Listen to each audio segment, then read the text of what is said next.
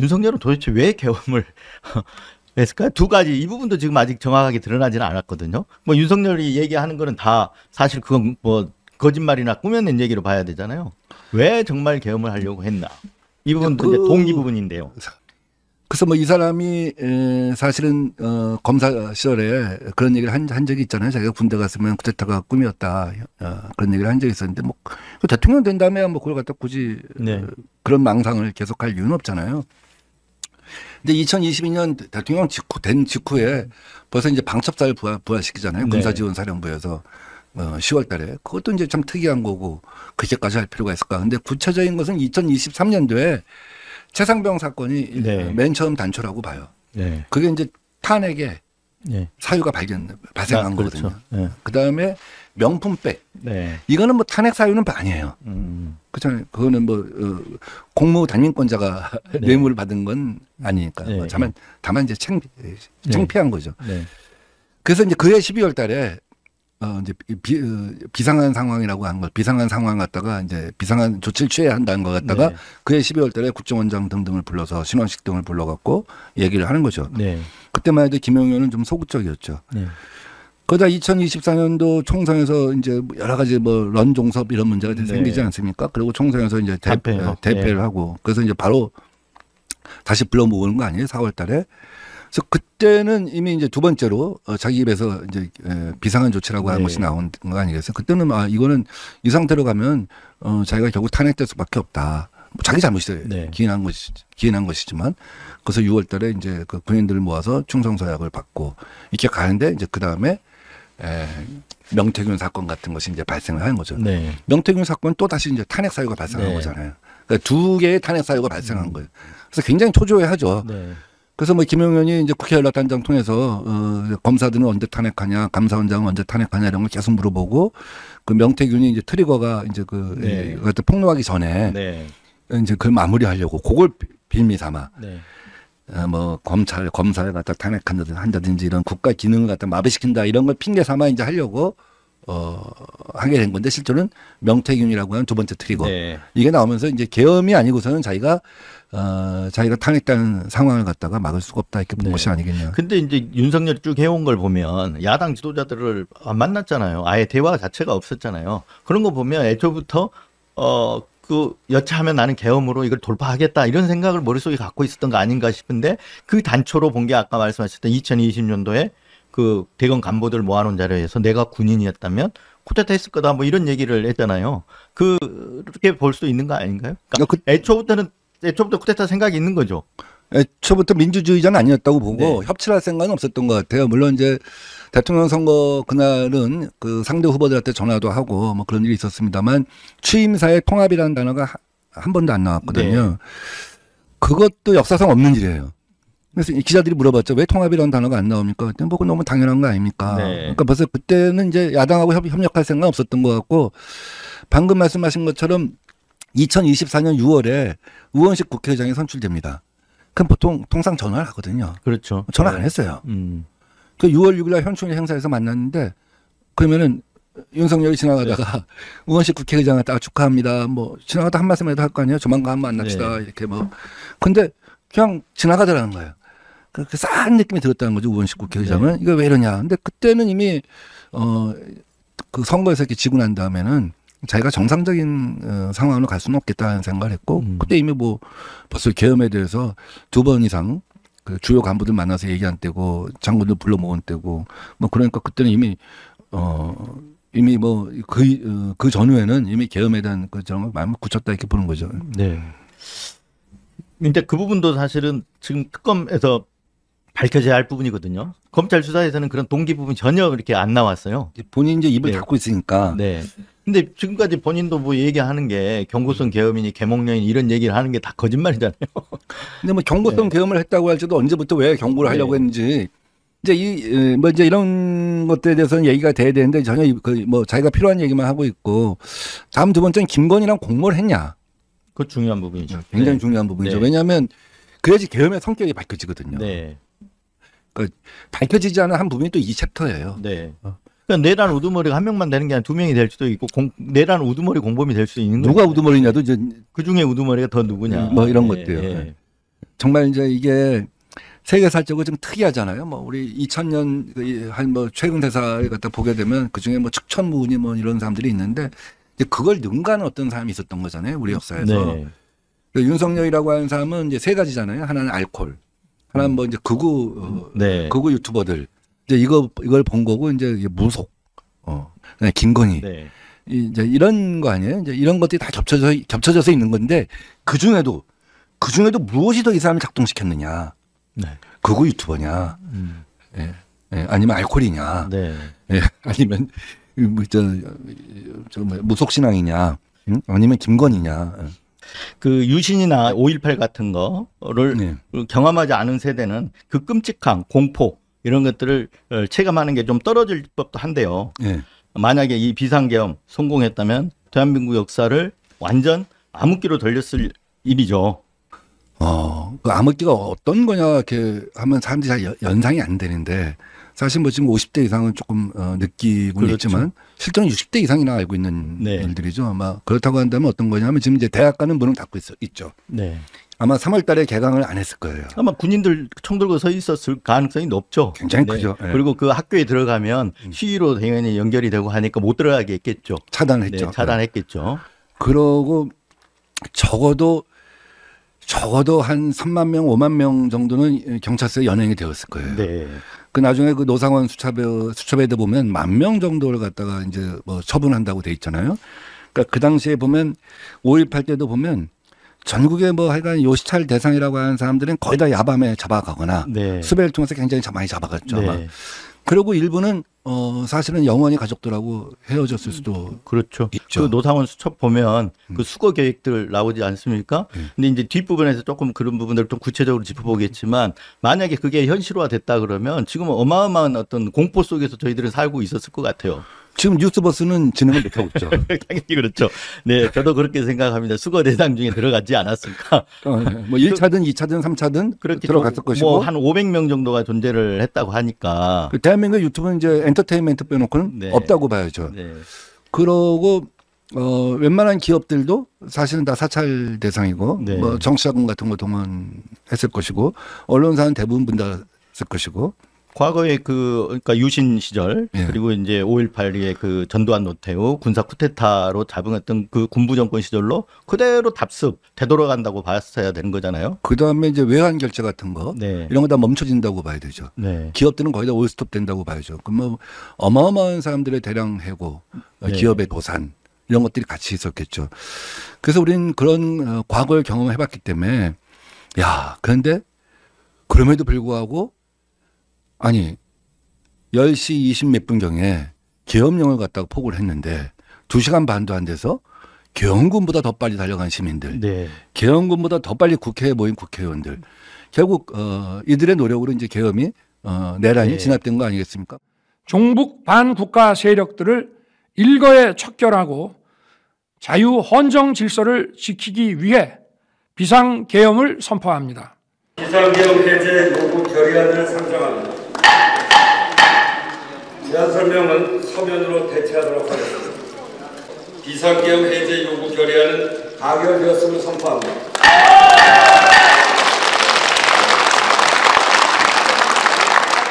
그 계엄이 2시간 만에 이제 해제가 의결이 되고 그래서 사실상 뭐 윤석열은 경고 계엄했다 이런 얘기까지 않습니까? 예. 그래서 이제 그런 걸 본 국민들 중에는 이렇게 무슨 계엄이 이렇게 어설펐냐, 어설퍼서 실패했다 이런 얘기까지 하는 분들이 있었어요.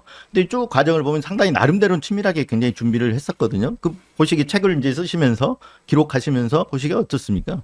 그 어설펐다고 할 수가 있는 건가요? 아니죠. 네. 그 이제 1시 1분에 국회에서 이제 계엄 해제 요구 결의안이 채택되잖아요. 네. 그리고 윤석열이 합참에 결심 지원실에 들어가요. 네. 들어가서 국회법을 가져오라고 해서 굉장히 오랜 시간을 갖다 봤다는 거 아니에요. 그러니까 윤석열 생각에는 이게 왜 이렇게 됐지? 아니 국회가 왜 국방위원회를 거치지 않고 네. 곧바로 본회의에서 했지? 네. 그러니까 국방위원회로 만약에 갔었다고 한다면 국방위원회에서 오랜 시간을 다퉜겠죠. 그렇겠죠. 그다음에 국방위원회에서 이제 그 논란이 벌어졌을 텐데. 다투는 동안에 이제 계엄군들이 그 본회의장 봉쇄했겠죠. 국방위원회는 위원장이 네. 국민의힘 소속입니다. 네. 그 뭐 거기서 회의를 늦게 시작할 수도 있고 뭐 회의를 갖다 일부러 늦게 끌고 갈 수도 있고 뭐 사보타지 할 수도 있고 뭐 그런 거 아니겠습니까? 네. 그럼 충분한 시간이 있었을 거 아니에요. 뭐 그런 것 등을 생각해서 야 이게 왜 이렇게 빨리 끝났지? 그러니까 자기들은 계엄이 그렇게 단시간 내에 끝날 줄 몰랐던 거예요. 네. 반면에 우원식 국회의장이나 이런 쪽에서는 7월 때부터 준비를 했거든요. 대비를 제보를 받고 네. 그러면서 이 계엄 해제는 국회 본회의에서 처리할 수 있는 거다. 그 상임위 거치지 않고 예. 본회의에서 예. 의장 직권으로 상정할 네. 수 있는 거다. 그러니까 이미 이제 우원식 의장은 그걸 다 알고 그러나 시나리오 같은 걸 생각하고 있었겠네요. 이미 김민석 총리 같은 경우 계엄에 대해서 경고를 일찌감치 하지 않았습니까? 그래서 나름대로 민주당이나 이런 내부적으로는 그 시나리오들이 좀 작동하고 있었다고 봐야 되겠네요. 집권 경험이 있는 수권정당 민주당의 정보력을 무시하지 마십시오. 차지철 스타일의 야당 이틀막 국방부 장관으로의 갑작스러운 교체와 대통령의 뜬금없는 반국가 세력 발언으로 이어지는 최근 정권 흐름의 핵심은 국지전과 북풍 조성을 염두에 둔 계엄령 준비 작전이라는 것이 저의 근거 있는 확신입니다. 김민석 국회의원하고 이제 부승찬, 김병주 이제 이런 네. 사람들이 이제 맹활약을 했잖아요. 거기에 네. 뭐 추미애 이런 분들도 이제 거들었고. 근데 이제 실제로 이걸 갖다 이제 처리해야 되는 부분은 이제 국회의장이 하는 거니까 네. 이제 김민기 사무총장 중심으로 해서 정무직 회의를 갖다 수차례 했고 민주당에서는 김영진 의원이 여기에 이제 함께 했죠. 그래서 이른바 염두 훈련이라는 걸 했어요. 네. 염두 훈련이라고 한 건 이제 실제 훈련을 할 수가 없으니까 염두에 두고 머릿속으로 계속 생각하는 거예요. 저 일이 일어나면 그렇죠. 어떻게 행동해야 되고 어떻게 해야 된다는 네. 거를 그걸 뭐 마인드 컨트롤이라 그러나요? 네, 그런 걸 뭐, 뭐 한 거죠. 상상 속에서 한 네, 거죠. 왜냐하면 네, 실제로 훈련을 하면 대비할 거 아니에요, 또 상대방이. 네. 그러니까 저쪽이 창을 갖다 갈고 있는 동안 이쪽에서 이제 방패를 갖다가 이제 네. 탱탱이 하고 있는 건데 그래서 그걸 공식적으로 할 수는 없었고 비공식적으로 그 염두 훈련을 통해 갖고 국회 직원들 비상소집은 어떻게 하고 그다음에 해제안은 어떻게 하고 이런 것들 다 준비를 하고 있었던 것이죠. 네. 근데 저쪽은 이제 그걸 몰랐던 거예요. 네. 결과적으로 몰랐던 걸로 봐요. 그래서 원래 보면 나중에 이제 나오지만 국회에서 질의응답하는 과정에서 나와요. 그러니까 요게 전부였느냐? 그렇지 않다는 거죠. 그 1시 1분에 계엄 해제 요구안이 가결된 이후에도 계속해서 여러 부대들이 네. 움직이고 있거나 철수를 안 하거나 네. 그다음에 특전사 같은 경우는 2개 여단이 2차 출동을 준비하고 있었어요. 네. 그러니까 아마 여기서 국회에서 국방위에서 끌고 만약에 국회 본회의에 가서 필리버스터를 갖다 만약에 저쪽에서 네. 하겠다고 했으면 네. 그러면 필리버스터는 뭐 한 사람이 오래 붙잡으면 12시간 뭐 16시간 붙잡을 수 있잖아요. 네. 그게 끝나야지 그다음에 이제 필리버스터를 종식할 거냐 하는 걸 의결할 네. 수가 있어요. 중간에 끝일 수가 없어요. 그러니까 한 번 시작이 되면 네. 12시간이고 14시간까지를 그냥 잡고 있는 거죠. 그 시간 동안은. 네. 그거를 만약에 의장이 중간에 끊고 계엄해제 요구안을 갖다 가결시키겠다. 지금 밖에 군인이 있으니까 이러면 이제 그것이 나중에 문제가 돼요. 이쪽이 불법이 될 수도 있는 거예요. 절차를 네. 갖다 안 지키면서 절차를 갖다 굉장히 고민했었는데 네. 저쪽에서는 다행히 필리버스터를 제한하지 않았고 그러니까 저쪽은 준비를 많이 했는데 국회법에 사실 제대로 파악을 못했다. 첫째. 예. 다음 두 번째는 국회가 방패를 갖고 있을 줄 갖다 준비하고 있을 줄 몰랐다. 네. 그래서 그런 거였지 실제로는 준비를 철저히 했다고 네. 봐야죠. 그리고 이제 아까 서두에 좀 말씀하셨지만 그 계엄 포고가 되자마자 국회 앞으로 국민들이 얼마나 많은 국민들이 뛰어갔습니까? 그래서 문 앞에서부터 계엄군이 들어온 걸 저지를 했거든요. 저도 당일 현장에 있었는데 그 계엄군이 국회 정문으로 들어가려고 하니까 실제로 뭐 앞에서 버스 앞이라든가 이 앞에 그냥 앉아서 이렇게 막는 다 시민들이 그렇게 막고 있었거든요. 그 시민들이 이렇게 빨리 뛰어가고 또 국회에는 또 의원 보좌진들 의원들이 또 그 굉장히 빛의 속도로 또 모였지 않습니까? 네, 그렇죠. 네. 그런 것들이 전부 모여져 가지고 이제 저지를 할 수 있었다 이렇게 생각이 되는데 아까 이제 외환혐의 굉장히 말씀을 하셨다면 당연히 밝혀져야 될 일인데 지금에 와가지고 그때는 많이 그렇게 주목받지 못한 몽골 공작 있잖아요. 몽골에 가가지고 정보사 뭐 중령 소령이 가서 북한 대사관 측과 접촉을 하려고 했다. 근데 이 부분도 어느 정도 관련이 있다고 보시면 이게 나왔다가 그 당시에 좀 주목받다가 이게 주목을 지금 그 뒤로는 좀 들어갔는데 어떻습니까 이 부분은? 그 노상원 수첩에 여러 가지가 나오잖아요. 네. NLL에서 북한의 어떤 침공을 유도하려고 한다든지, 그 다음에 민통선 북쪽에다가 네. 수거 대상들을 갖다가 뭐 처리를 하려고 한다든지, 그건 배에서 뭐 침몰시키려고 한다든지, 뭐 이런 과정에서 북의 침략을 유도하는데 그러면 대가를 무엇을 줄 것인가 이제 이런 네. 얘기가 나오잖아요. 그럼 대가 같은 무엇을 주기 위해서는 이제 사전에 협의가 있어야 되잖아요. 그렇죠. 그러니까 실제로 보면 두 가지 투트랙으로 이제 진행이 됐던 것 같은데 하나는 북한이 이제 무인기를 갖다 10월 3일, 10월 9일, 10월 11일 세 번을 갖다 이제 무인기를 보내잖아요. 근데 그거는 북한한테 무슨 대가를 주고받고 하려고 했던 것 같진 않아요. 네. 그렇죠. 이제 북한이 자극하려고 했던 자극하는 것이고 거죠. 나중에 녹취록에 보면 북한이 이제 이 부분에 대해서 강력한 항의 성명서를 내고 전군에 비상대기령을 내린 걸 보고 윤석열이 박수를 쳤다는 거 아니에요? 먹혔다 이거죠. 네. 작전이 네. 먹혔다 이거죠. 네. 두 번째는 아파치 헬기를 갖다 NLL 따라가면서 이제 비행을 하는 거죠. 그것도 유도를 한 거죠. 그다음 세 번째는 포사격을 원래 9.19 군사 합의를 갖다가 이제 무효화시킨 다음에 원래 과거 방식대로 한다면 3개월에 한 번 하는 건데 그걸 좀 당겨요. 주기를. 그러니까 12월 3일 전후에 당겨요. 그러면 이제 그런 것들은 다 이제 북을 갖다 대가 없이 침략을 갖다 유도하려고 한 거예요. 네. 근데 그 노상원 수첩에 나온 것처럼 북에다 그럼 무엇을 주지? 그게 이제 아마 몽골 대사관 쪽을 접촉한 거. 그러니까 몽골에 가서 북한 대사관을 접촉하려고 한 거죠. 네. 예, 대사관 쪽을. 지금 이제 앞에 세 가지 경우의 수는 그냥 북한이 안 되겠다. 그래서 그 1대1 대응을 넘어서는 작전을 갖다 하려고 한 거죠. 네. 원래 김대중 심지어 보수 정부 이명박 정부에서도 1대1 대응 원칙이 있잖아요. 전선에서 네. 북한이 한 발 쏘면 우리도 한 발 쏜다. 근데 여기서 이제 북한 갖다 도발하는 여러 가지 행위를 하면 북한이 거의 상응한 대응을 원래는 해야 되는 거잖아요. 네. 일반적으로는. 그렇죠. 근데 북한이 이상하게 안 했단 말이에요. 그 전후에 보면은 네. 말만 하고. 네. 왜냐하면 러시아에다 또 병사 갖다 파견을 했고 네. 두 개의 국가론, 두 개의 적대적 국가론을 얘기하면서 이제 남한을 무시한 전략을 가다 보니까 이제 이 대응이 이제 없었던 거잖아요. 네. 근데 만약에 이 대응이 있었다면 아마 이 윤석열 쪽에서 이런 작전을 생각했을 거예요. 쟤들이 대응을 하면 1대1 대응이 아니라 네. 1대 다, 1대 무한대로 대응을 하려고 했을 거예요. 네.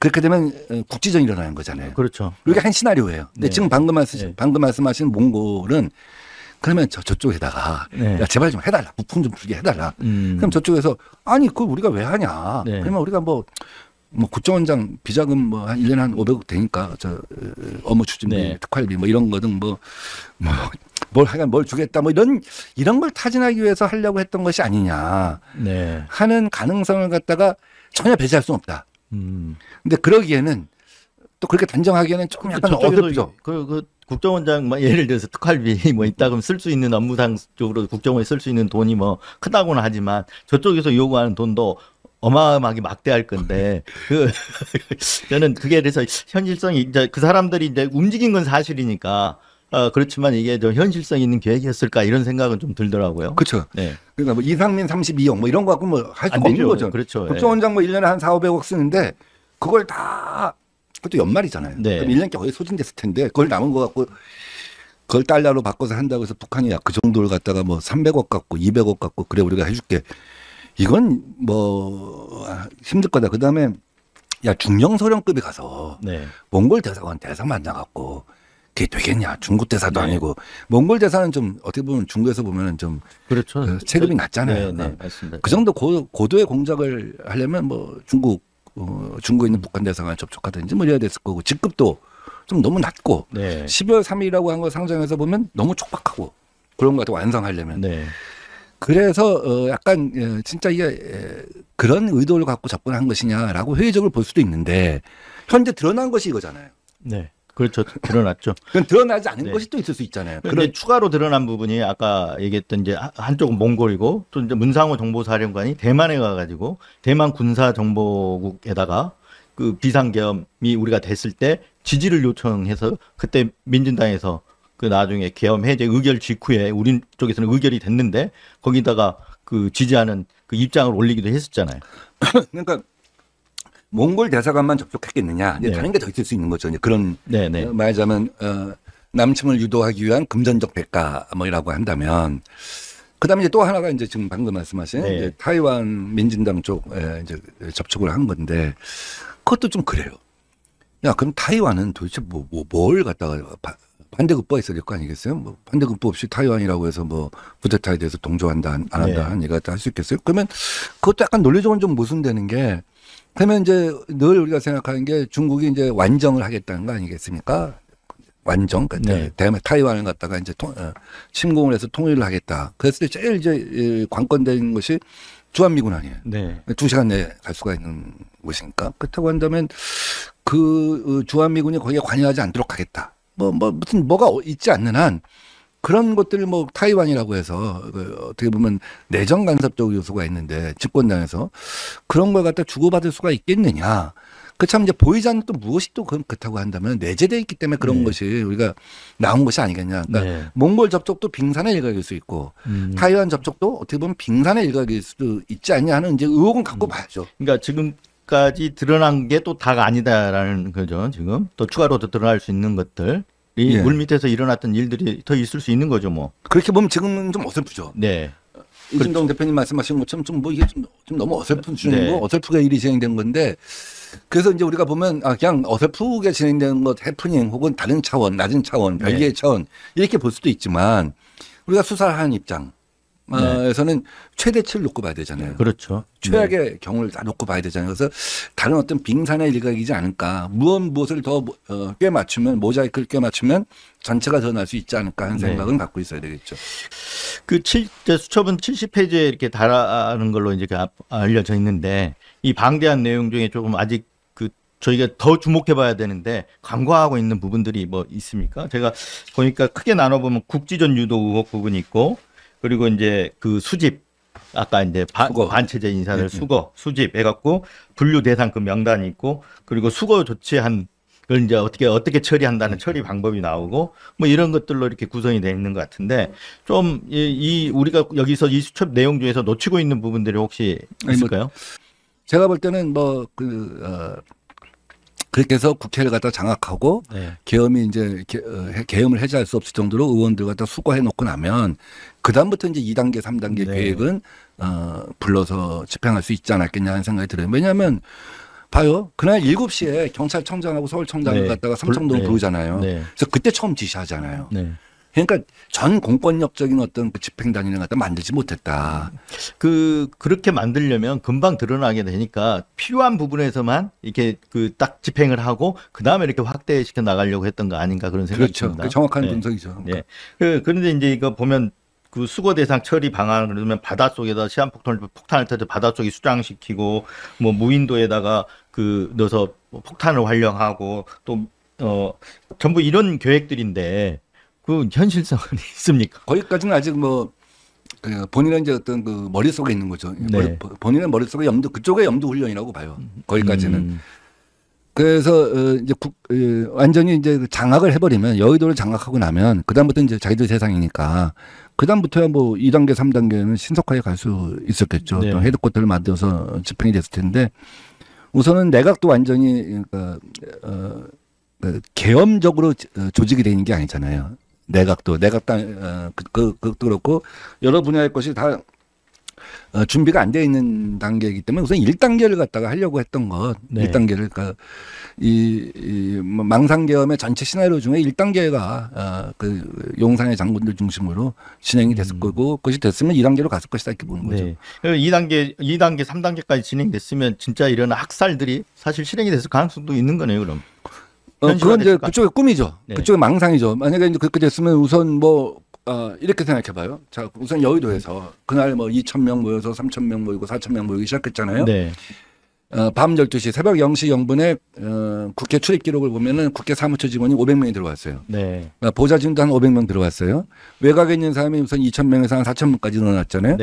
그럼 거기서부터 이제 우선 군인들하고 총칼 든 군인들하고 충돌이 생길 거고 유혈 사태가 일어날 거고 그다음에 만약에 전군으로 이제 국현도 잡아가고 전군에 방송 통제하고 전군을 갖다가 이제 주요 부처에 깔고 요소마다 깔고 그러면 전 국민이 일어날 거 아니에요. 그래서 그다음부터는 그것이 그들 생각대로 될 거냐 아니면 전 국민적인 저항이 일어나고 그런데 MZ 군인들이 거기에 대해서 이탈을 하고 그러면서 이제 말하자면 우리 중동이나 이런 데서 일어났던 사태처럼 국민들의 어떤 그야말로 전 국민적인 혁명으로 갈 거냐.